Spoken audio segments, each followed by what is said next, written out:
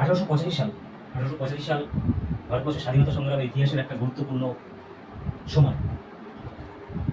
1885 সালের ডিসেম্বর মাসে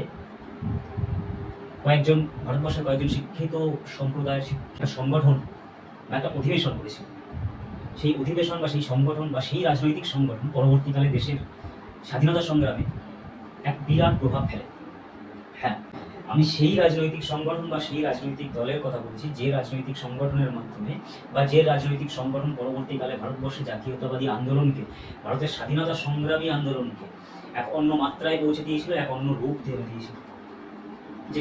যে সংগঠনের হাত ধরে ভারতের স্বাধীনতা এসেছে, ভারতের জাতীয় কংগ্রেস।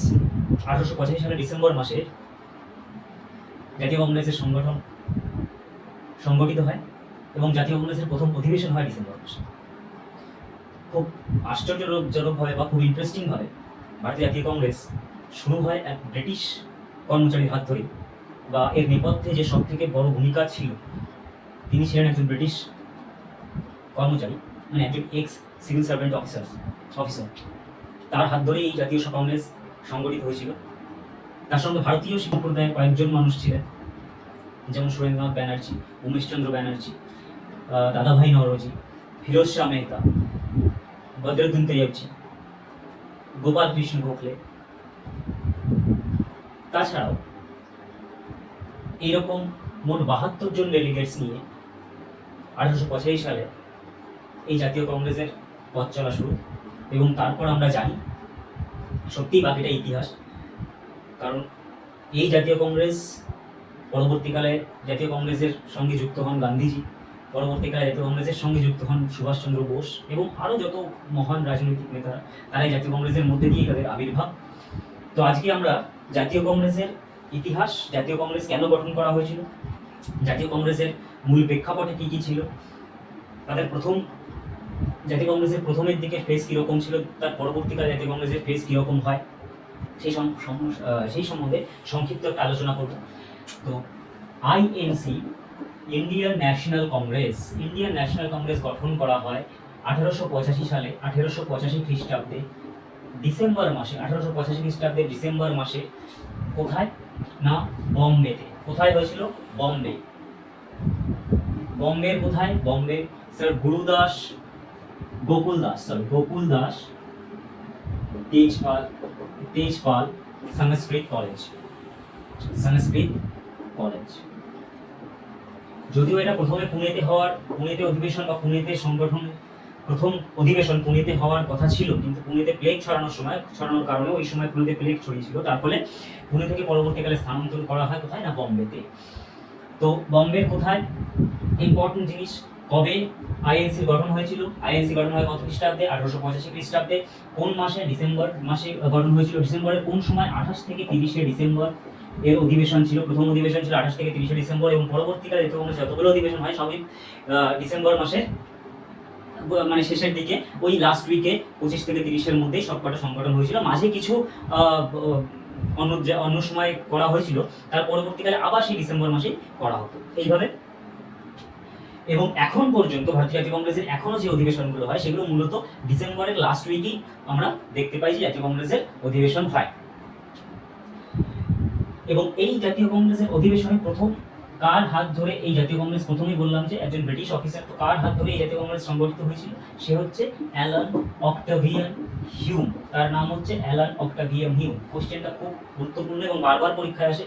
জাতীয় কংগ্রেস কে গঠন করেছিলেন? না, অ্যালান অক্টাভিয়ান হিউম। এই নিয়ে অনেক মতপার্থক্য বা মতভেদ আছে যে কি কারণে সংগঠিত হয়েছিল জাতীয় কংগ্রেস, কিন্তু এই নিয়ে কোনো সন্দেহ নেই যে কে জাতীয় কংগ্রেস সংগঠন করেছিল, কার হাত ধরে জাতীয় কংগ্রেস সংগঠিত হয়েছিল, সেটা হচ্ছে অ্যালান অক্টাভিয়ান হিউম। তিনি কে ছিলেন? তিনি ছিলেন ব্রিটিশ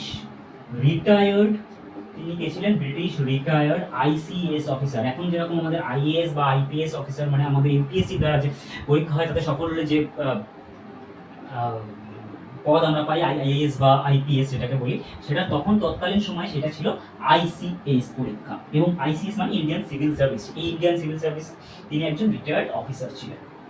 এ ও হিউম তার হাত ধরে সংগঠিত হয়েছিল।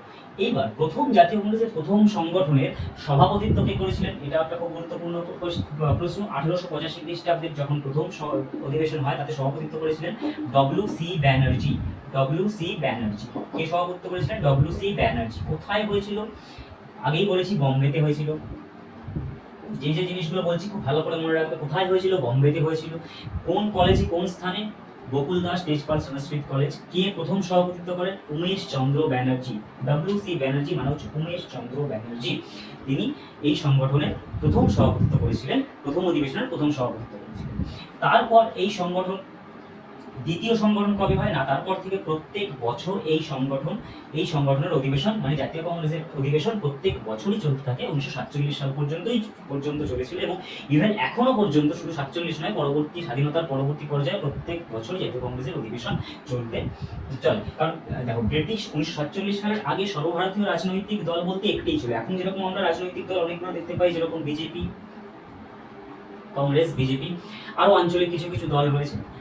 সেই আঞ্চলিক দলগুলো তখন ব্রিটিশ মানে স্বাধীনতা পূর্ববর্তী যুগে বা স্বাধীনতা পূর্ববর্তী সময় একটাই ভারতীয় রাজনৈতিক মানে সব থেকে বৃহৎ রাজনৈতিক সংগঠন বা সর্বদলীয় সর্বভারতীয় রাজনৈতিক সংগঠন যেটা ছিল সেটা হচ্ছে ভারতীয় জাতীয় কংগ্রেস। এবং তার পরবর্তীকালে যতগুলো সংগঠন, ছোট ছোট সংগঠন বেরিয়েছে, সেটা জাতীয় কংগ্রেসের থেকে ভাগ হয়ে পরবর্তীকালে সংগঠনগুলো বেরিয়েছে। যেমন সুভাষচন্দ্র বসু 1939 খ্রিস্টাব্দের পরে নিজে ফরওয়ার্ড ব্লক নামে একটা সংগঠন তৈরি করেছিল। এরকম তার আগে রাজনৈতিক দল বলতে আঞ্চলিক দল ছিল, কিছু কিছু আঞ্চলিক দল বা ভারতবর্ষের বিভিন্ন প্রান্তে বিভিন্ন রকমের আঞ্চলিক দল ছিল। যেমন তার মধ্যে খুব গুরুত্বপূর্ণ হচ্ছে ইন্ডিয়ান অ্যাসোসিয়েশন। আমরা যদি বাংলার কথা বলি, তখন তো বাংলা, পশ্চিমবঙ্গ বা পূর্ববঙ্গ তখন আলাদা ছিল না, তখন বাংলা ছিল, বাংলা, বিহার, ওড়িশা নিয়ে বাংলাই ছিল। তো বাংলার যদি বলি তাহলে ইন্ডিয়ান অ্যাসোসিয়েশন খুব ইম্পর্টেন্ট ছিল। যে ইন্ডিয়ান অ্যাসোসিয়েশন মনে রাখবে, এটা ইন্ডিয়ান অ্যাসোসিয়েশন কে তৈরি করেছিল? সংগঠন তৈরি করেছিল সুরেন্দ্রনাথ ব্যানার্জি অ্যান্ড আনন্দমোহন বোস। খুব ইম্পর্টেন্ট, যেটা বলছি এটা খুব ভালো করে মাথায় রাখবে। সুরেন্দ্রনাথ ব্যানার্জি ও আনন্দমোহন বোস কত খ্রিস্টাব্দে? 1876 খ্রিস্টাব্দে এনাদের সদিচ্ছায় ইন্ডিয়ান অ্যাসোসিয়েশন বা ভারত সভা গঠিত হয়। এই ভারত সভায় প্রথমে কিছু মানে তারা প্রত্যেক বছরই এরকম বিভিন্ন জায়গায় মানে বিভিন্ন জায়গার ডেলিগেটসদের নিয়ে, শিক্ষিত সম্প্রদায়ের মানুষজনকে নিয়ে তারা একটা অধিবেশন করতে, এই মানে ইন্ডিয়ান অ্যাসোসিয়েশনের হাত ধরে অধিবেশনগুলো শুরু হয়েছিল। এবং এই অধিবেশনগুলো 83-তে প্রথম অধিবেশন হয়, 85-এ দ্বিতীয় অধিবেশন হয়। 85-এর যখন দ্বিতীয় অধিবেশন হয়, তখনই সেই দ্বিতীয় অধিবেশনেই তারা এই মানে এই ইন্ডিয়ান অ্যাসোসিয়েশন তখন দ্বিতীয় যখন অধিবেশন শুরু হয়, সেই সময়ের পরেই জাতীয় কংগ্রেসের সঙ্গে এরা ইন্ডিয়ান অ্যাসোসিয়েশনটা মার্চ হয়ে যায়। এবং 1886 খ্রিস্টাব্দে এই ইন্ডিয়ান অ্যাসোসিয়েশন 1886 খ্রিস্টাব্দে কার সঙ্গে মার্চ হয়ে যায়, মানে একসঙ্গে একত্র হয়ে যায়, সেটা হচ্ছে আইএনসির সঙ্গে। ঠিক আছে, তো এই হচ্ছে ইন্ডিয়ান অ্যাসোসিয়েশন। তাছাড়া আলাদা আমরা যদি অন্য জায়গায় দেখি, পুনা সার্বজনীন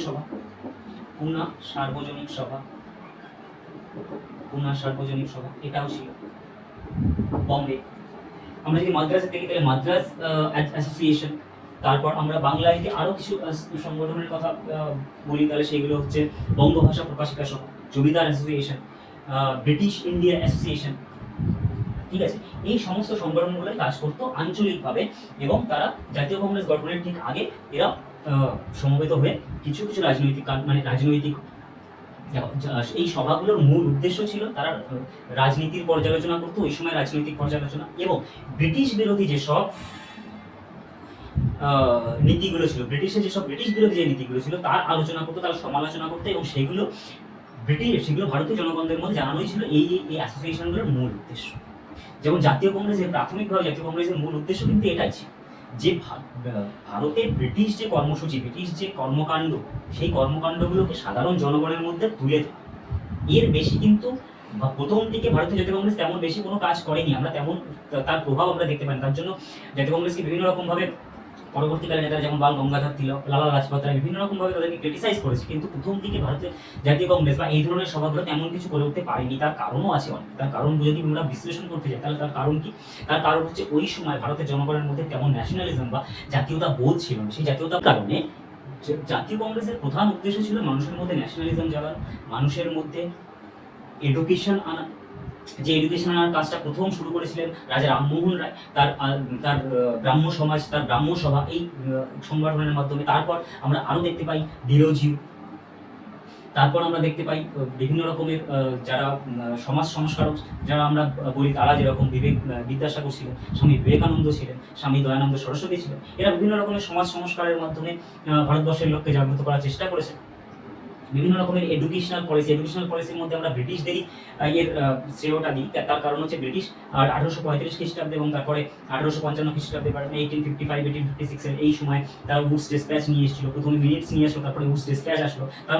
তার মাধ্যমে কিছু এডুকেশনাল ইনস্টিটিউট গঠন হলো। এই সব কিছুর মাধ্যমে এই মোটামুটি এই ধরনের সব যে কার্যকলাপগুলো হচ্ছিল ওই সময়, সেই কার্যকলাপ একদিক দিয়ে তো মানুষকে জাগ্রত করার চেষ্টা চলছিল অনেকদিন ধরে। ভারতীয় জাতীয় কংগ্রেস সেই জিনিসটাকেই ধরে এগিয়ে নিয়ে যাওয়ার চেষ্টা করেছে। তারপর ওই সময় ব্রিটিশ যে অপ্রেসিভ পলিসিসগুলো ছিল, সেই অপ্রেসিভ পলিসিগুলোকে মানুষের মধ্যে জাগানো। যেমন লিটন, ভারতের ভাইসরয় লিটন 1876 সালে, মানে 1876 বা 1877 ওই সময় যে ভাইসরয় ছিল লিটন, সেই লিটন যে অপ্রেসিভ পলিসিগুলো এনেছিল তার মধ্যে একটা ইম্পর্টেন্ট হচ্ছে ভার্নাকুলার প্রেস অ্যাক্ট। 1878, তার মধ্যে ইম্পর্টেন্ট হচ্ছে আর্মস অ্যাক্ট 1878। এই দুটো অ্যাক্ট। তারপর আইসিএস পরীক্ষা, আইসিএস এক্সামের বয়স 21 থেকে ম্যাক্সিমাম বয়স 21 থেকে 19 করে দেওয়া। এই ধরনের অপ্রেসিভ পলিসিগুলো লিটন নিয়ে এসেছিল। এবং লিটনের পরে যে ভাইসরয় হয়েছিল রিপন, সে একটা ভালো বিল, মানে ইলবার্ট বিল কি এবং কেন জিনিস ইলবার্ট বিল সেটা আমরা আলোচনা করব, কিন্তু এখন আপাতত জেনে রাখো ইলবার্ট বিল একটা ভালো বিল ছিল। যে বিলে বলা হয়েছিল যে ভারতীয় জাজরা ব্রিটিশদের মানে ইউরোপিয়ানসদের তোমার সাজা দিতে পারবে বা তাদের কেসে রায় দিতে পারবে। কিন্তু এই বিলটা এনেছিল, এই বিলটা ভালো ছিল, কিন্তু এই বিলটাকে ইউরোপিয়ানসরা এই বিলটা প্রত্যাহার করে নিতে বাধ্য হয়েছিল ইউরোপিয়ানদের বা ব্রিটিশদের সামগ্রিক একটা আন্দোলনের জেরে। তো তার ফলে ওই সময় মানুষ বুঝতে পারছিল যে অন্তত শিক্ষিত সমাজ, মানে এদেরকে একটা নাম দেওয়া হয় তখনকার শিক্ষিত সমাজকে একটা ভালো নাম দেওয়া হয়, সেটা হচ্ছে মিডল ক্লাস ইন্টেলিজেন্সিয়া।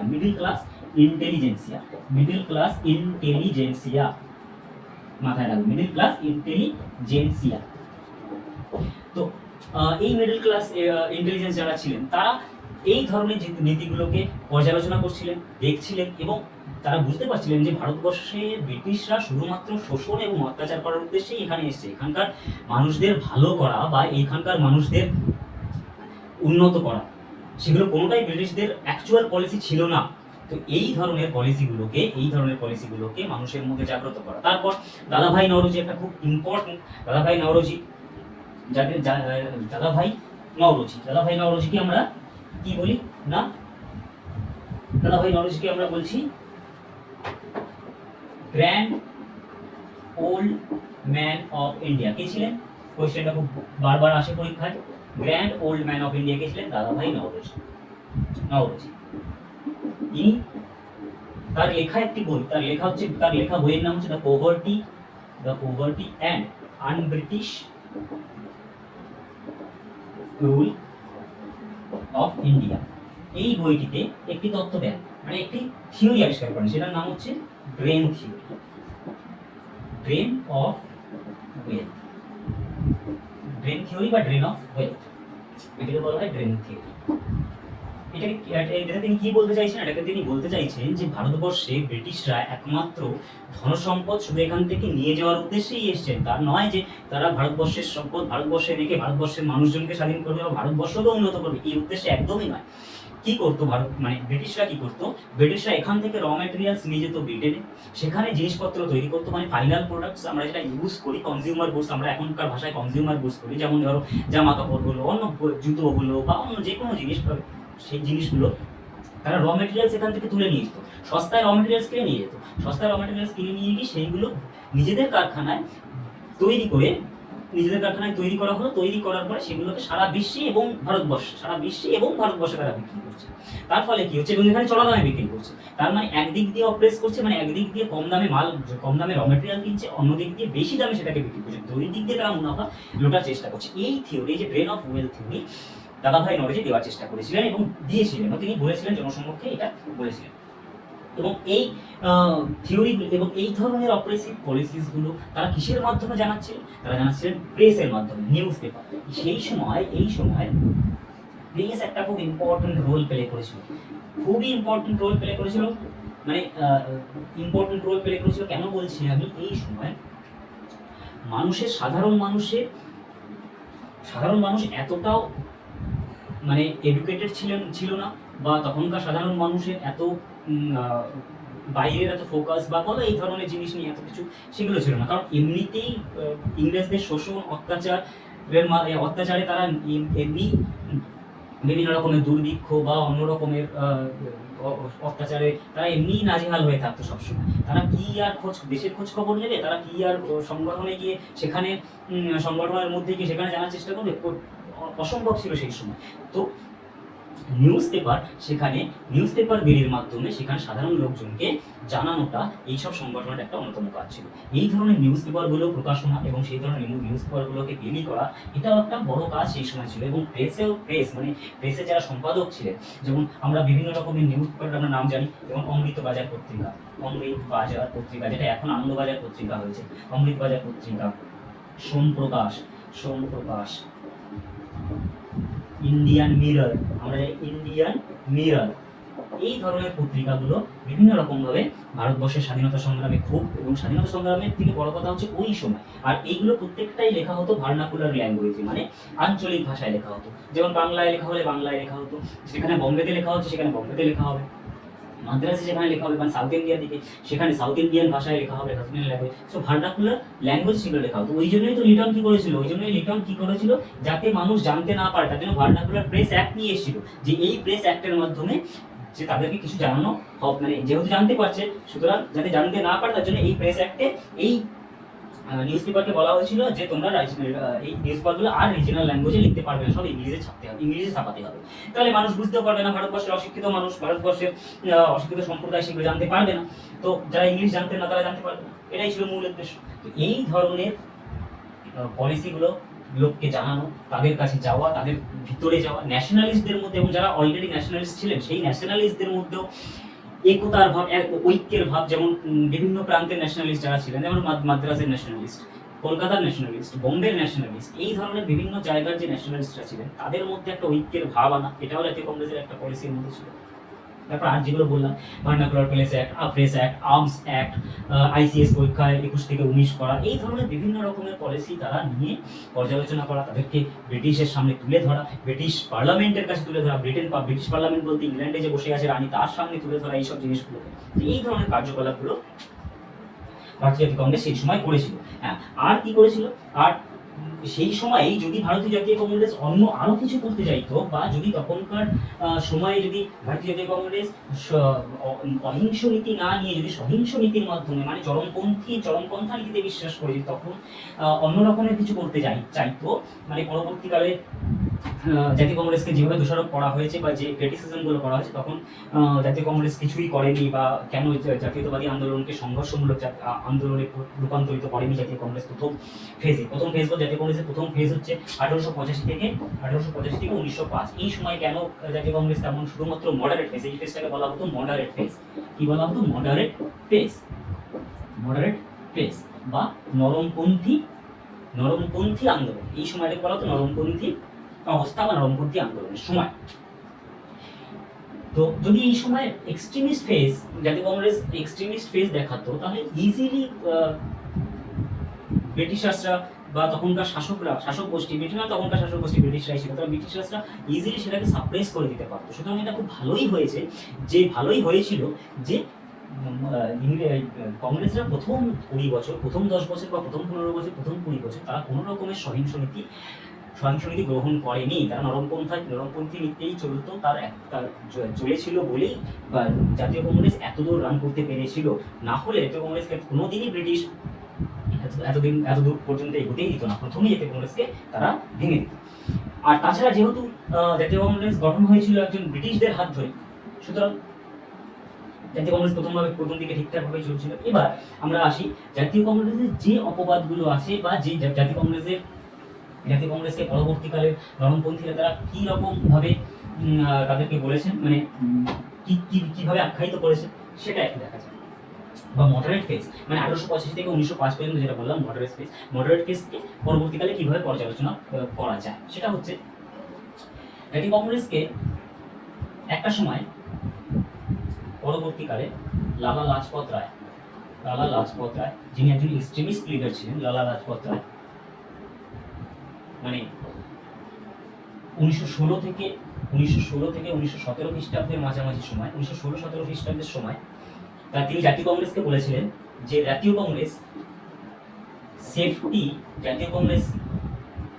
কে সেফটি বাল্ব হিসেবে তৈরি করেছিল ব্রিটিশ সরকারই তৈরি করেছিল। তৎকালীন ব্রিটিশ ভাইসরয় ছিল ডাফরিন। তিনি নাম করেই বলেছিলেন যে ডাফরিন এবং এও হিউ জাতীয় কংগ্রেস তৈরি করেছিল একটা বৃহৎ আন্দোলনকে রুখে দেওয়ার জন্য এই জাতীয় কংগ্রেসকে তৈরি করা হচ্ছে।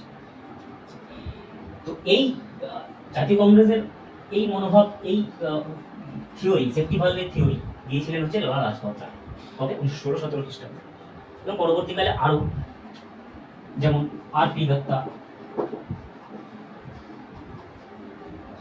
ইনিও এটাকে কনস্পিরেসি থিওরি একটা আবিষ্কার, কনস্পিরেসি থিওরি পরবর্তীকালে আমরা এনার কাছ থেকেও পাই, যে কনস্পিরেসি থিওরিতে সেম জিনিসই বলা হয়েছিল যে ভারতবর্ষে বৃহৎ একটা আন্দোলনকে রুখে দেওয়ার জন্য ব্রিটিশ সরকার ষড়যন্ত্র করে, ব্রিটিশ সরকার মানে ডাফরিন ষড়যন্ত্র করে এও হিউমের সঙ্গে একটা রাজনৈতিক সংগঠন তৈরি করেছিলেন। কেন রাজনৈতিক সংগঠন তৈরি করেছিলেন তার কারণ, যদি কোনো বৃহৎ বিদ্রোহ হয়, যেমন 1857 সালে তারা একটা ভয় পেয়েছিল, 1857 খ্রিস্টাব্দে একটা বড় বিদ্রোহ হয়েছিল, সেরকম যদি কোনো বিদ্রোহ দানা বাঁধতে থাকে ভারতীয়দের মনে, তাহলে সেটা ইজিলি ট্র্যাক করতে পারবে। তারা ব্রিটিশরা ট্র্যাক করতে পারবে। কিসের মাধ্যমে ট্র্যাক করতে পারবে? না, একটা সংগঠন তৈরি করে রাখি, যে সংগঠনের কার্যকলাপ, সেই সংগঠনের মাধ্যমে আমরা জানতে পারবো যে অন্য কোনো ভারতীয়রা অন্য কোনো দিকে আন্দোলন করতে চাইছে কিনা। যদি অন্য কোনো দিকে আন্দোলন করতে চায় বা বৃহৎ আন্দোলনের দিকে যায়, তাহলে আমরা এখান থেকেই বুঝতে পারবো এই সংগঠনের মাধ্যমে। এবং তাহলে সঙ্গে সঙ্গে তারা এবং তাদের কি মানে তাদের পরিকল্পনা কি, সেগুলো সমস্ত কিছু আমরা জানতে পারবো। যেহেতু তার মধ্যে ব্রিটিশ ছিল, এই জাতীয় কংগ্রেসের মধ্যে ব্রিটিশরাও ইনভলভ ছিল, তো আমরা কি করতে পারবো? আমরা সেটাকে সাপ্রেস করে দিতে পারবো। তাহলে এই কারণের জন্যই ডাফরিন এবং এও হিউম এই সংগঠনটাকে তৈরি করেছিল। যদিও এই মতবাদটাকে উড়িয়ে দেওয়া যায় না, তবে পরবর্তীকালে এই মতবাদকে অনেকেই নাকচ করে দিয়েছে যে না, এরকম নয়। নাকচ করার মধ্যে অন্যতম হচ্ছে বিপিন চন্দ্র। তিনি বলেছেন যে হ্যাঁ, হতে পারে এটা সেফটি ভালভ হিসেবেই গঠন করেছিল ব্রিটিশরা গঠন করেছিল সেফটি ভালভ হিসেবে, কিন্তু এইটাই রাজনৈতিক মানে আইএনসির কাছে এটাই লাইটিং কন্ডাক্টর হিসেবে কাজ করেছে। বা ইন্ডিয়ান ন্যাশনালিস্ট